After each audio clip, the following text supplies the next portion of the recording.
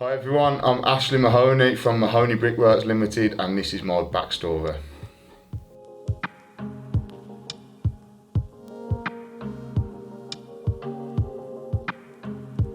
So Ash, tell me a bit about yourself.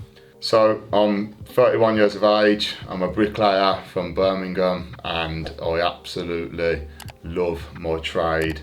I enjoy what I do on a day-to-day basis. I get out of my house every day. I've got this saying that I say all the time: get yourself up, get yourself out there and get yourself active. I'm a big believer that hard work is the way forward in life. So taking it back to your early years, what did you want to be when you were growing up? Right from the womb, the second I come out of the womb, I looked at my dad and said, I want to be a bricklayer just like you. So why did you choose construction?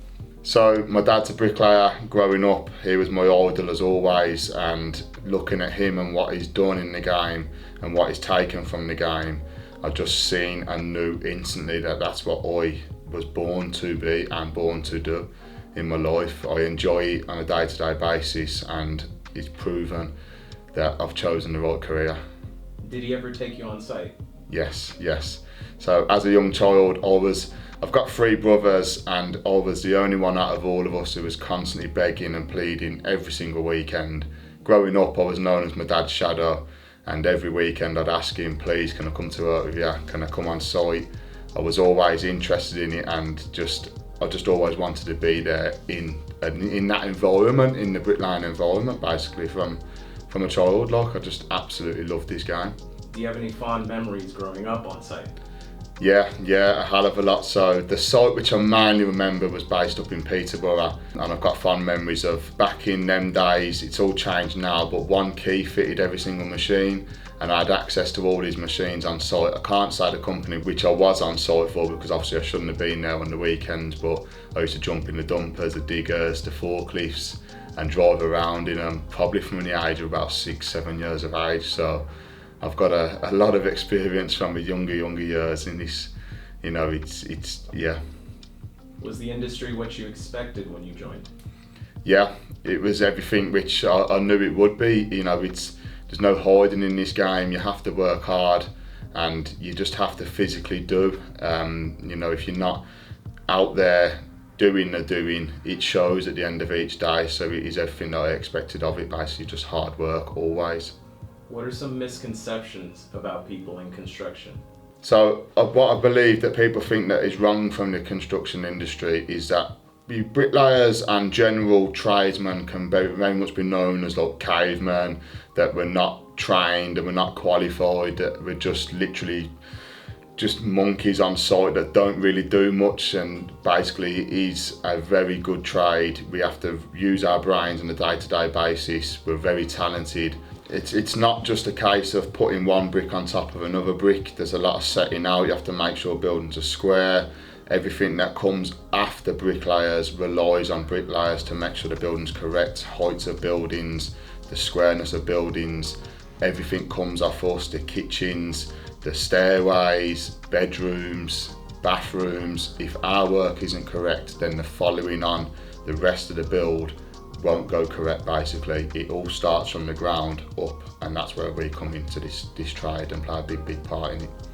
Do you have any project horror stories where things almost took a turn for the worst? Yes, I do, and it's part of my journey with mental health as well. I took on my first biggest project, which was a walled garden. It was the third biggest orchard in Europe, and unfortunately during that time, while I was doing that project, I experienced somebody committing suicide in front of me, so it really played an effect on my life and in the game, but luckily I managed to persevere. I had help off MYHP podcast who helped bring me through, understand what I was dealing with, but it very easily could have gone wayward if I had not took it under control. The biggest project that I had on the go at the time could have took a massive effect, so that probably is the one part of it which, the job which I found so hard, because it was the biggest project I ever took on in my life, and I also took on the biggest the biggest journey in my life as well at that point in time, because it was something that I didn't expect to ever experience, and unfortunately I did, but I pulled through it and persevered, and brought myself out of it basically with the help from MYHP podcast. What do you think you learned moving forward from that you take with you now? That not every day is promised basically, and you have no idea what you're going to experience from day to day, minute to minute. You know, you could be driving down a road and your life could literally just turn upside down in that sudden moment. So to enjoy it while you can, appreciate everything that you have around you in life, because for instance, this bloke who ended up committing suicide in front of me, his life was there and gone within an instant. So it just shows how quickly it could all be taken away from you. What is a project you're most proud of? I would probably say it was the first project that I took on upon leaving my dad, and it was a double-storey wraparound extension. I had no real clue as to what I was doing during that project. It was learning day by day, and I'd say that's the one which I took most experience into the rest of my career with. And that was the first extension I ever took on, and then from then we just progressed more and more and more. So I'd say that was the biggest learning curve, and I literally jumped in the deep end and come out of it swimming basically absolutely fine. So that would be my best one. What's the most useful piece of advice you've gotten about construction? The most useful piece of advice that I've gotten from construction is there's no hiding in this game. You have to work hard. You can't show up and go and hide under the scaffolding or hiding within the plots. You have to show up, be vocal, be known, and work hard every minute that you can during them working hours on site.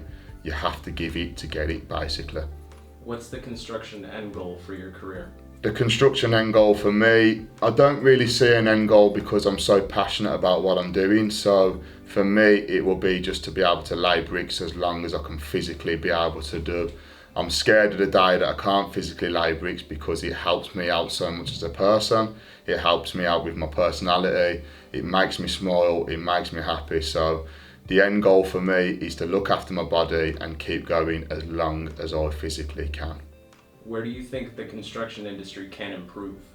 I think the persona of the construction industry can improve in a sense of the day-to-day basis of the workers that I see and know of in the industry. I think a lot of people need to understand that it is a really high-end profession, and if you give it as much as you can give, you can take a hell of a lot from this game as well. I think with the general workers that are in this trade and in the construction industry in general, I believe it can improve by them being awoken to what this is. You know, you look at doctors, they're a high-end profession.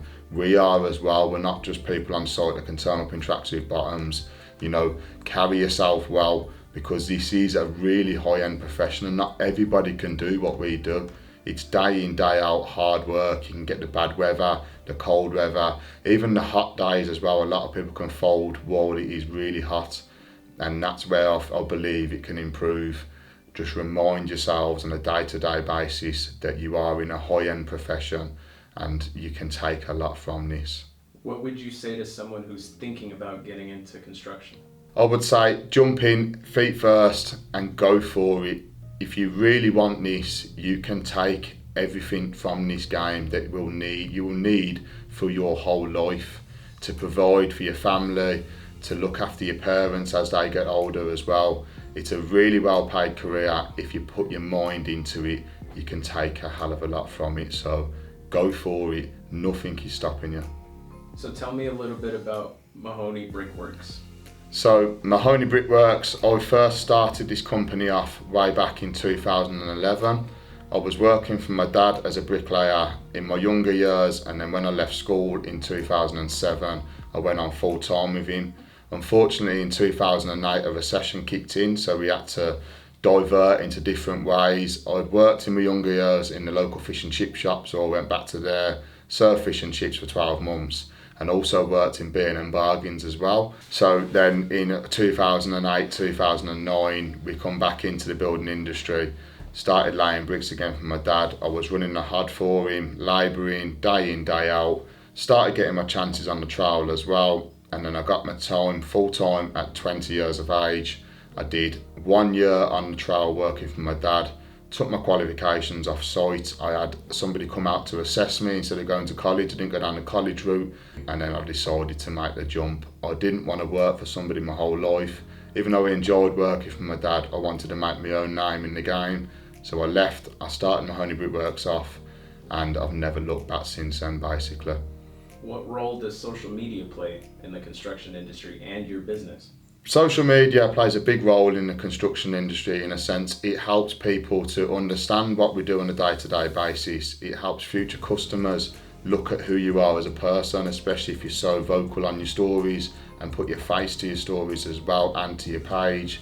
It helps you show your talents of what you can do as well. So a customer can look at what you're doing on other projects and they could possibly think, oh, that's something I would like to do on my house. And if they've seen you perform it and exceed in it and do it to a high level standard, then they can then address that, bring you into their home. You can have a chat with them about that, what they want to get done, and then just perform that same act on their house as well. So they're already seeing what they're getting before you even turn up. How important has social media been for you personally in your business? I would say it's been very important from the off. I've been around on social media now for pretty much, social media it started the same time Mahoney Brickworks started.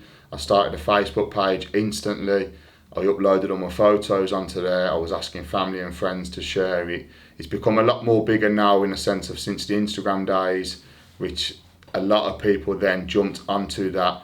And it helps in a sense because it just gives you that platform to be able to share what you're doing on a day-to-day basis and share your talents basically that you've worked so hard over your whole life to just put out there for everybody to see what you're doing basically. What do you think is the fascination behind viral construction videos? Why do they do so good? I think it's in a sense because it's not something that people see on a day-to-day basis. Like, you know, building sites, you drive past them, but you don't really see and understand what's going on in the building site. So I think that's where it gives the massive insight, basically. The camera footage that we put out there is instantly right next to our work. And a lot of people buy homes, but they don't understand how homes are built. They don't see the blockwork behind the plasterboard. They don't see the insulation between the cavities. They don't see the brickwork being built. They just turn up, buy their house, and it's all a finished product. So it shows the stages, what is important to make a building, put a building together. And lastly, can you tell us a bit about your hobbies outside of construction? So yeah, outside of construction, I like to do a bit of boxing. It's something that I've always dreamt of doing. Unfortunately, when I was 18 years of age, I had my face stamped on and I've got metal plates down this side of my face. So it was something that my mum and dad always didn't want me to go into because they was always worried about that. But in 2016, I decided to take the jump. I took on a charity boxing match, done really well in it, and then since then, near enough every year, I've competed at least once a year. Mainly towards the end of the year as well, because in this game it can be quite stressful. You can take a lot of stresses on. I like to go through a training camp, get it all out of my system, have a fight at the end of the year, and I always feel a million times better after. So it's a sport that I enjoy participating in, and it's something that I take a lot of it from the mental side of things as well, and also the physical side of things of training and keeping fit, joining in with all the lads, spending time with the people that I enjoy spending time with in the boxing gym as well. It's just a big part of my life. Sometimes during the summer months you don't get the time to be able to train, which is why I like to do it towards the end of the year, because summer months is the time where you need to go out there and earn the money, save it for the winter months, and then when the dark evenings come in you get more time to be able to go to the gym and get your training done. So I'm Ashley from Mahoney Brickworks. This is my backstory, and I also want to thank Builder A&E for having me in this wonderful studio again. I've really enjoyed speaking to you guys. Let me know who you would like to see up here next, and don't forget to follow our socials, Mahoney Brickworks Limited. Speak to you all soon.